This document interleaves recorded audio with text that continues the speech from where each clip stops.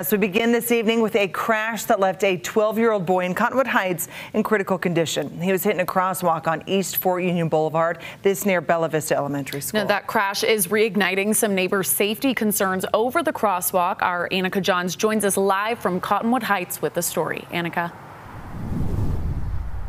When speaking to those in the area, I learned that this little boy did everything he could. He waited, grabbed a flag, and when he thought it was safe, made his way across the road. But he got hit anyways.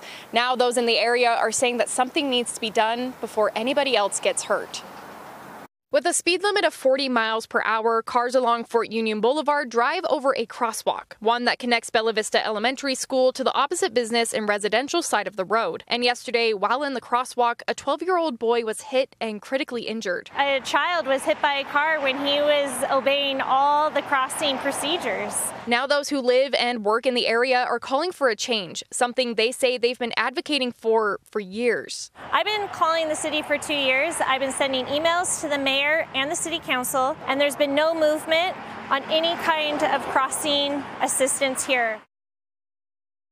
A short 5-minute drive from yesterday's incident sits another crosswalk where a few months prior, another boy was seriously injured. At the end of June, he had stopped to wait for cars to stop. There was a driver who came up and hadn't seen the other cars stop, and she swerved around the cars to try and avoid hitting them and ended up hitting Henry. Hansen continued saying after his son was hit, changes were made in the area. I know that there had been many requests to have those flashing lights installed beforehand, but it hadn't happened. But once the incident with my son happened, they did install the lights down here. The changes made here, both Blair and Hansen are hoping will be applied to the crosswalk on Fort Union. Anything that we can put in place that is going to help drivers be better drivers and be more aware when somebody is in that crosswalk, I think it's going to be money well spent. While the addition of flashing lights can't change what happened yesterday, those in Cottonwood Heights say in order to protect those in the future, now is the time to act.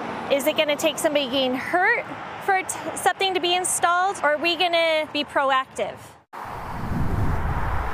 Hansen says that the lights installed on the crosswalk of his son's accident have seemed to help the area, especially in the mornings when kids are heading to school. He says that he hopes the city has the funding or can find the funding to add more lights in the area, especially to the road like Fort Union. Reporting live from Cottonwood Heights, Annika Johns, ABC4 News.